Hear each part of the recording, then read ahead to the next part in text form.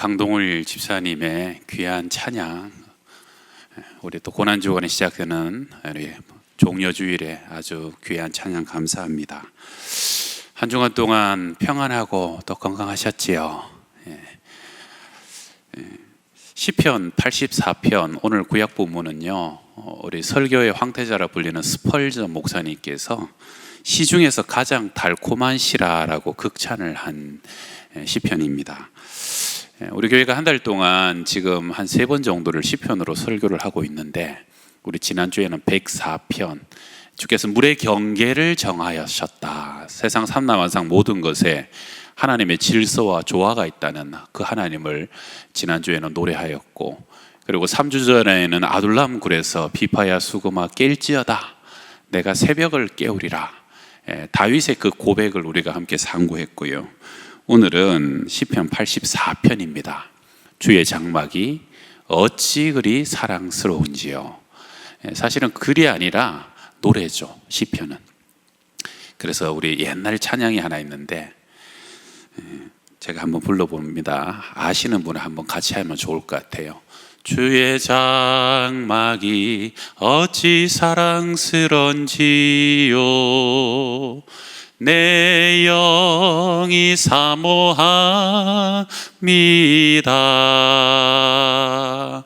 내 맘 다하여 주님께 경배합니다.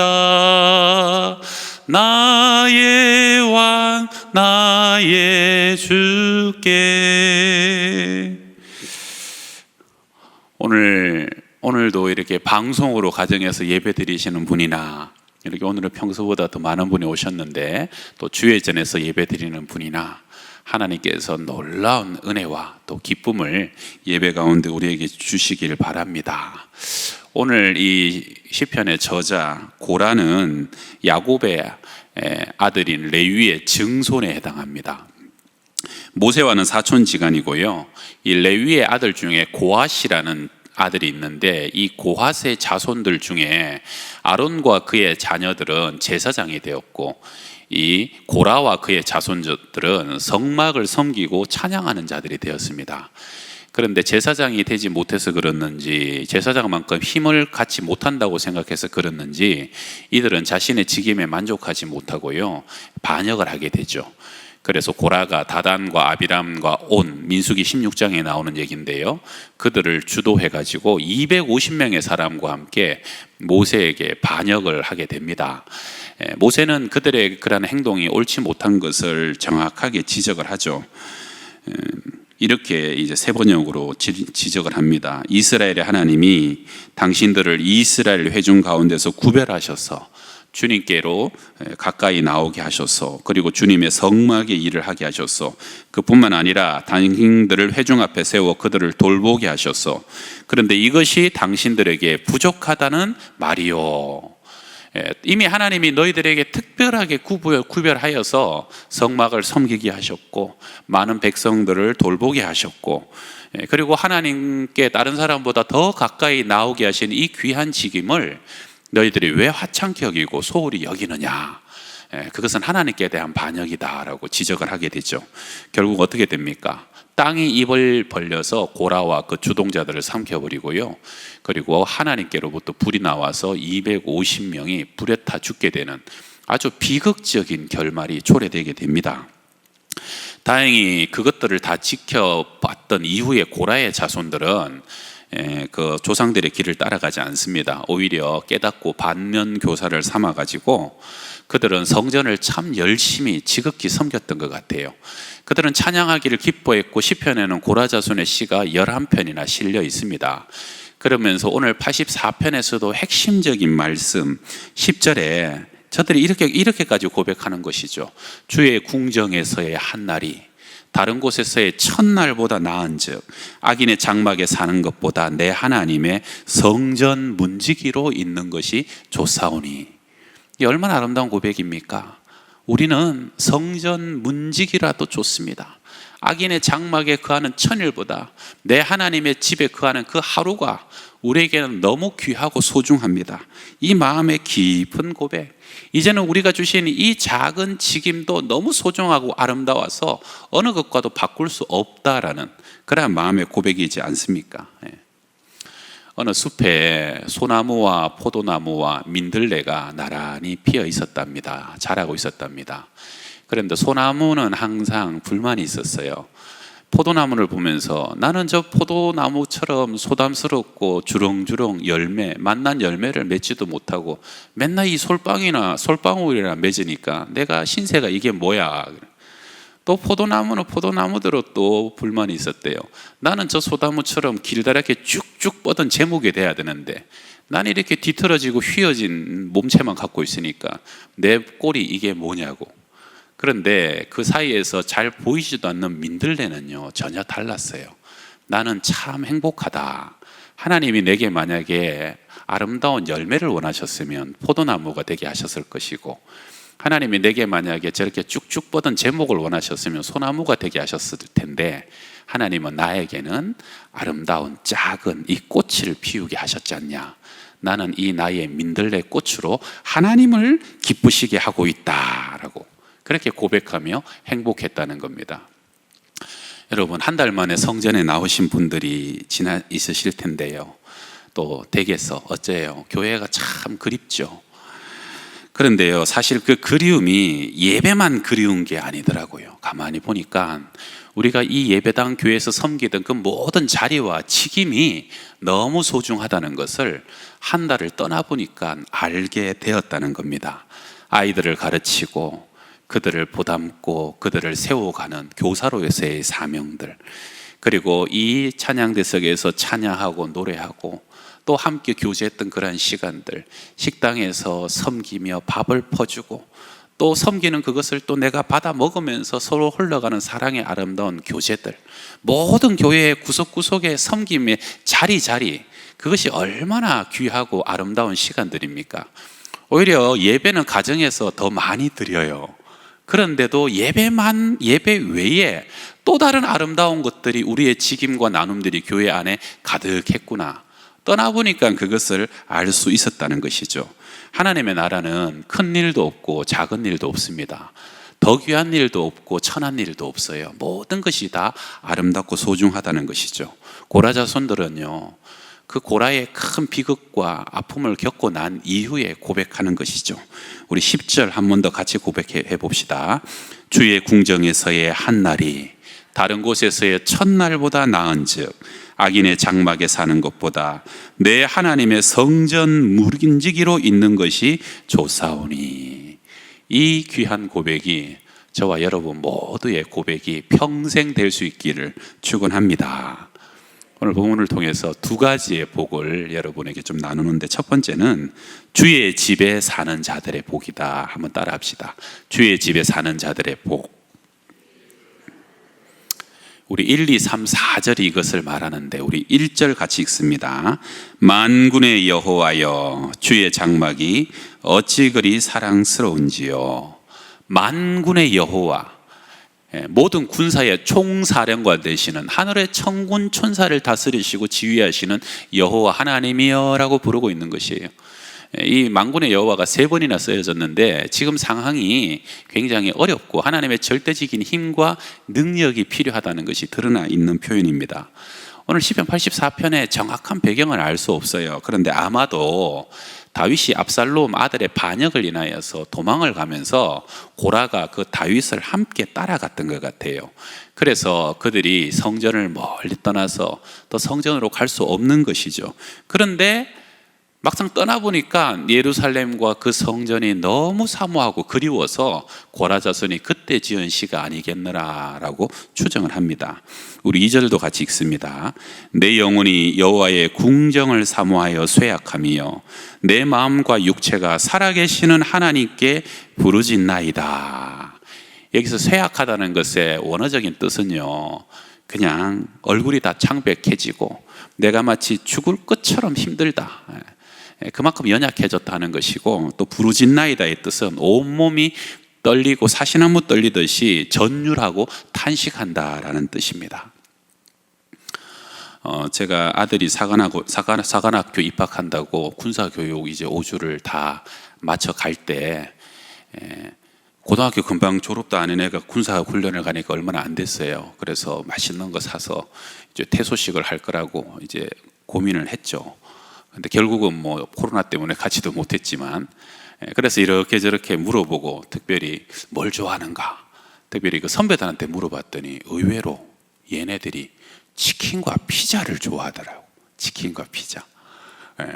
그런데 이제 엄마들 중에는 그걸 몰라가지고 매년 그런 사람이 있대요. 그냥 시골에서 잔치상처럼 차려갖고 그냥 찬압에 몇 개를 담아서 애한테 딱 내놓는데 애가 그걸 안 먹고 옆집에 치킨 얻어서 먹는다는 거예요. 요즘 애들의 입맛이 다르다는 거죠. 그냥 한 달 넘게 5주, 6주 치킨 못 먹고 피자 못 먹으면 그걸 못 먹어서 병이 나는 세대가 요즘 세대 아이들이라는 겁니다. 여러분, 진짜 뭔가가 너무너무 그립고 그리워서 병이 나 본 적 있으십니까? 정말로 그리워서 얼굴이 창백해지고 맥이 풀리고 나 이러다가 진짜 죽겠구나, 내가 그거 안 하니까 아무것도 못 하겠고 막 몸도 떨리고 그냥 온몸에 힘이 하나도 없고, 오늘 저자는요 하나님의 궁정을 그렇게 사모했다는 겁니다. 나의 온몸과 마음 전부가 그렇게 죽을 만큼 쇠약해지고 전율하고 부르짖고 있는 상태라는 거죠. 이미 하나님 없이는 내가 살아갈 수 없는 인생입니다 라고 나의 온 몸이 고백하고 있다는 겁니다. 우리 3절도 같이 한번 읽어봅시다. 나의 왕 나의 하나님 만군의 여호와여, 주의 제단에서 참새도 제 집을 얻고 제비도 새끼들 보금자리를 얻었나이다. 아멘. 어떤 여중생이 유명 가수를 너무너무 사모하고 좋아했더래요. 그래서 방에 가보면 그 가수, 그 오빠의 사진으로 방에 도배가 되어 있는데, 근데 이제 여중생이 그 가수를 자주 보고 싶고 만나고 싶은데 그렇게 할 수 없잖아요. 그래서 여중생의 마음속에 소원이 생겼답니다. 소원이 뭐냐? 내 소원은요, 저 오빠 집에 보니까 강아지 한 마리가 있는데 너무너무 오빠에게 사랑을 받고 오빠가 맨날 데리고 다니더래요. 내 소원은 저 집 강아지로 다시 태어나는 겁니다. 오늘 이 저자의 심정이에요. 오늘 저자의 심정. 야, 저 참새도 마음대로 날아가서 주의 성전에서 자기 집을 짓고 제비도 보금자리를 띄워서 새끼를 트는데 나는 저 참새만도 제비처럼 날아갈 수가 없구나. 오히려 참새 제비가 부럽다. 참새 제비가 되고 싶다. 그런 마음이 저자의 마음, 그만큼 사모하고 있다는 마음입니다. 우리 4절 같이 읽읍시다. 주의 집에 사는 자들은 복이 있나니 그들이 항상 주를 찬송하리이다. 아멘. 주의 집에 사는 자들은 복이 있나니 그들이 항상 주를 찬송하리이다. 아멘이시죠? 주중에 우리 은퇴 권사님들 초청해서 제 방에서 일천 가정 예배 같이 드렸거든요. 아마 많은 분들이 그걸 보셨겠지만 권사님들이 한 달여 만에 교회를 오셔서 얼마나 감격을 하시고 눈물을 흘리시는지 마음이 짠했어요. 그때 이런 얘기를 하시더만요. 내 삶에 교회라는 것이 이렇게 큰 분량을 차지하고 내 마음에 이렇게 큰 교회가 있다는 걸 내가 몰랐다. 또 하나는 지난 한 달이 2달, 3달보다 더 긴 시간이었다. 그리고 앞으로 이제 다시 교회가 예배가 열리게 되면 내가 할 수 있으면 모든 예배를 참여해야 되겠다. 평상시에는 예배가 그렇게 소중한 것인지 내가 몰랐다. 그런 고백을 하시더만요. 여러분, 주의 집에 거하면서 하나님을 배울 수 있고 또 하나님께 예배할 수 있다는 것은 아무나 얻을 수 없는 특권이고 아무나 얻을 수 없는 축복입니다. 이제는 날마다 우리가 이 귀한 축복을 우리 모든 성도들이 누리며 살아갈 수 있기를 축원합니다. 제가 아는 어떤 목사님은 시골에서 어렵게 목회를 하시는데 아직 아들이 어린데, 오래전에 얘기해요. 아직 어린데 목사님의 마음이 늘 우리 아들은 목사 됐으면 좋겠다, 목사 됐으면 좋겠다 그러고 기도를 하시는 거예요. 그래서 제가 목사님 목회하신 것도 만만치 않았던 것 같고 어렵고 힘들게 목회하신 것 같았는데 어떻게 그렇게 아들을 그렇게 목사를 만들려고 하십니까? 혹시 목사님이 아들을 통해서 또 하고 싶은 특별한 목회가 있습니까? 그랬더니 그 목사님이 그러셔요. 아니요, 특별한 생각은 없습니다. 그냥 내가 인생 살아보니까 목사 되면 주의 집에 거하잖아요. 그리고 평생 주의 일하면서 살잖아요. 그것처럼 큰 축복이 어디 있습니까? 그래서 우리 아들은 목사 됐으면 좋겠습니다. 제가 저 같은 목사서 그 말을 들으면서 저 목사님은 정말로 주의 정과 주의 일을 사모하시고 기뻐하시는구나. 여러분, 그러한 은혜가 동일하게 우리 모두 가운데 있기를 축복합니다.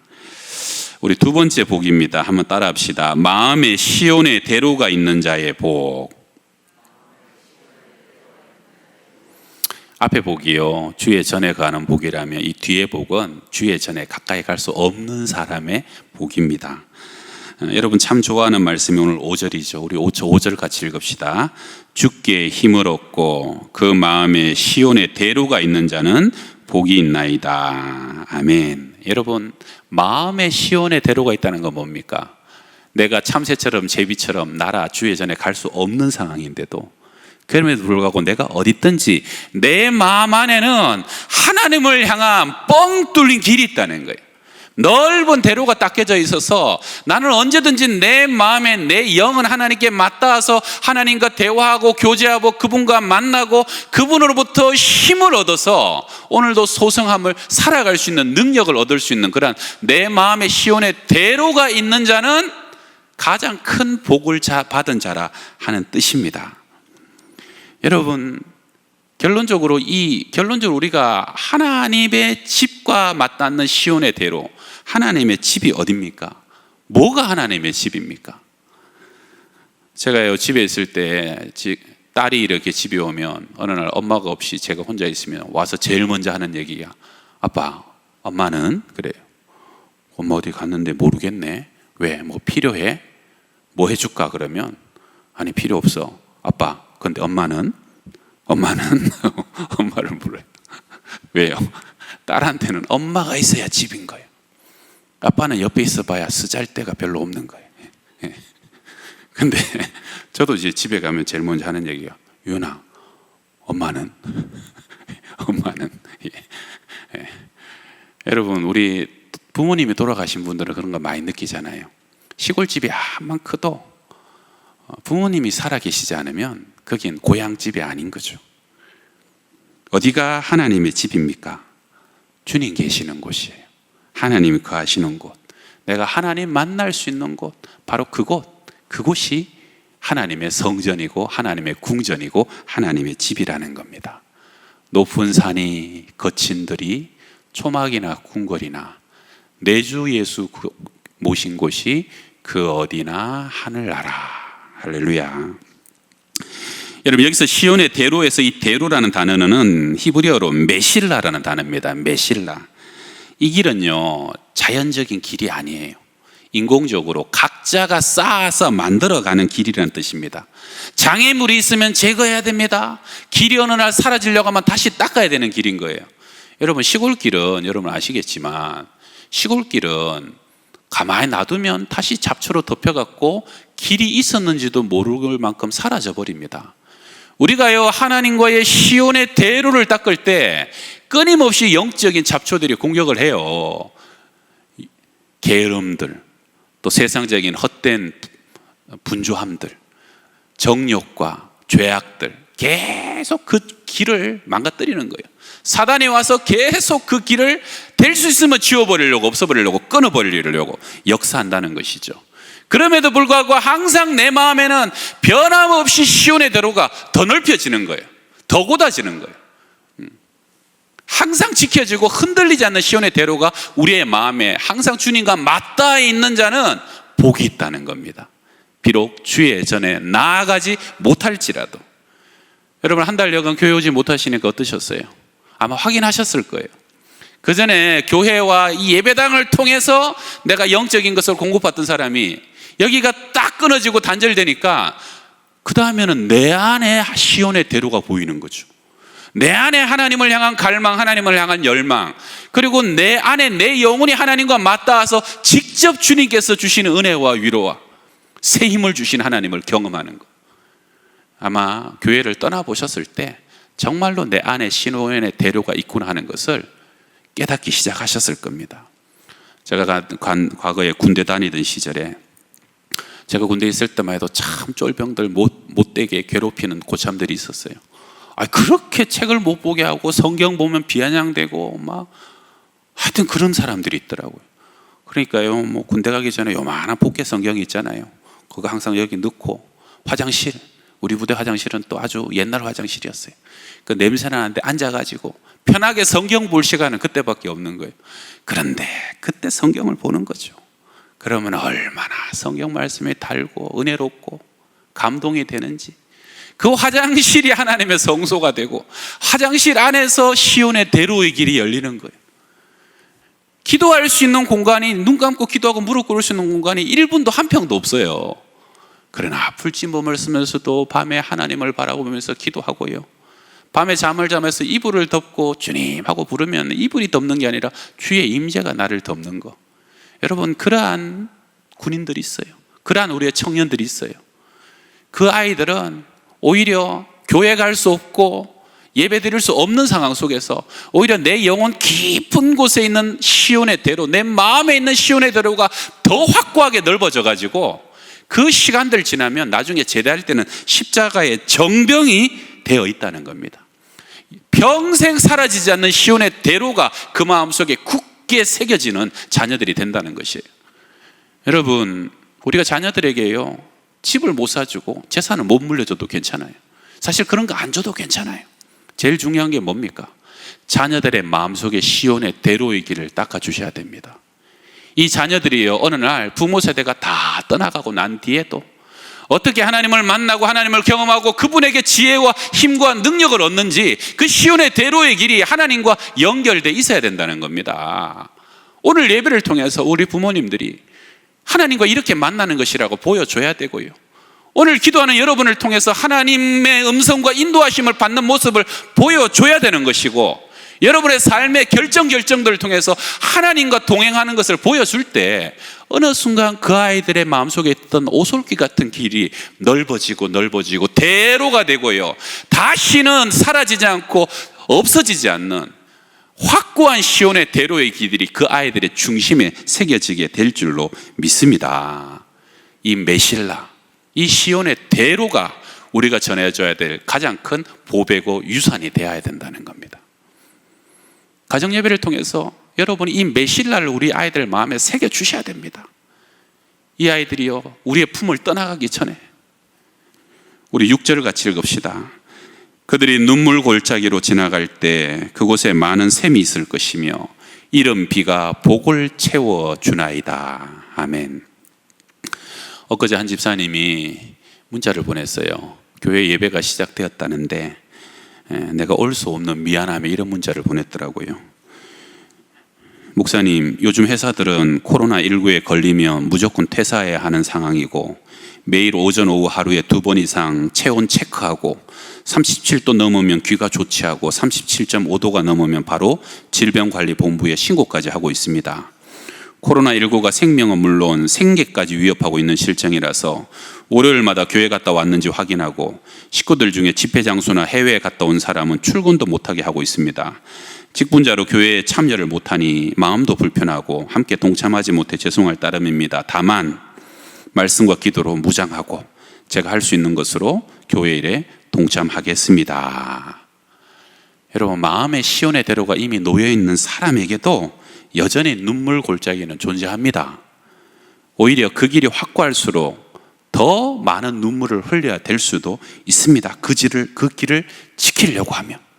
그런데요, 하나님의 구하시는 제사는 상한 심령입니다. 결국은요, 오늘 이 문자에서 말씀과 기도로 내가 무장하고 내가 할 수 있는 것으로 주의 일에 동참하겠다는 고백이 뭡니까? 이미 그분의 마음속에 시온의 대로의 길이 명확하게 놓여 있다는 것을 반증하는 것이죠.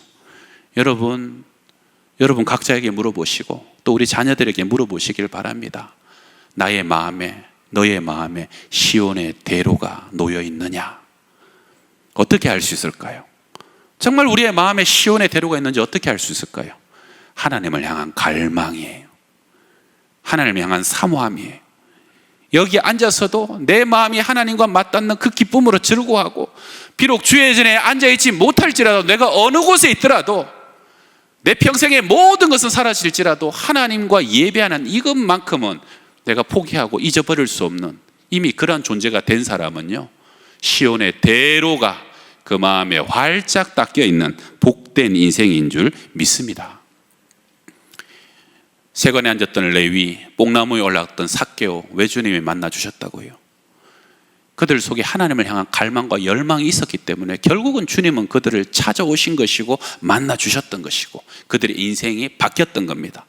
비록 그런 직업 속에 있었지만 마음속 깊은 곳에 하나님 만나고 싶고 메시아 만나고 싶다는 그들의 마음의 소원은 결국은 하늘문이 열리는 놀라운 대로의 길이 열려지게 된다는 겁니다. 자, 우리 마지막으로 10절에서 12절 같이 읽습니다. 주의 궁정에서의 한날이 다른 곳에서의 첫날보다 나은즉 악인의 장막에 사는 것보다 내 하나님의 성전 문지기로 있는 것이 좋사오니 여호와 하나님은 해요 방패이시라. 여호와께서 은혜와 영화를 주시며 정직하게 행하는 자에게 좋은 것을 아끼지 아니하실 것이미로다. 만군의 여호와여, 주께 의지하는 자는 복이 있나이다. 아멘. 이제 말씀을 마치려고 합니다. 여러분, 한 달 동안 교회가 많이 그리우셨죠? 근데 저는 한 달 내내 교회에 있었어요. 한 달 내내 이전을 계속 오르락내렸어요. 근데요, 한 달 내내 텅 빈 교회당에 있어 봤더니 제가 느꼈어요. 이 강대상도 강단도 이 의자도 이 건물도 교회가 아니구나. 전 정말 많이 느꼈어요. 교회는 사람이다. 성도의 모임이고 교제고 나눔이다. 함께 얼굴을 맞대고 손을 맞잡고 함께 말씀을 가르치고 배우고요, 함께 밥을 먹고 신방하고 예배하고 함께 섬기고 봉사하고 또 선교하고 함께 전도하는 게 그게 교회더라고요. 여기 멋진 이렇게 현수막 이렇게 착 해놓고 성도들 못 볼까 봐 이렇게 이쁘게 해놨는데 그때부터 안 오는 거죠. 모든 것이 얼마나 허전한지. 부목사님들 없었으면 죽을 뻔했어요. 여러분, 하나님께서 이 나라와 민족을 새롭게 하고 계십니다. 저는 이 지구촌을 새롭게 하고 계신다고 믿습니다. 교회도 더 한층 새롭게 하실 거예요. 사모하고 갈망했던 만큼 우리가 더 힘껏 일어나 이 하나님의 교회를 힘써 세워가는 저와 여러분들 다 될 수 있기를 축원합니다. 기도하겠습니다. 하나님 아버지, 오늘 이렇게 나와 주의 전에 거하며 주의 장막에서 예배하는 복을 주셔서 감사하고, 오늘 또 각 가정에서 우리의 마음에 주신 시온의 대로를 통하여 동일하게 하나님 만나는 복을 주셔서 감사합니다. 지난 한 달여 시간을 통해서 감사를 감사로 깨닫게 되었습니다. 보배를 보배로 다시 볼 수 있게 해 주셔서 감사합니다.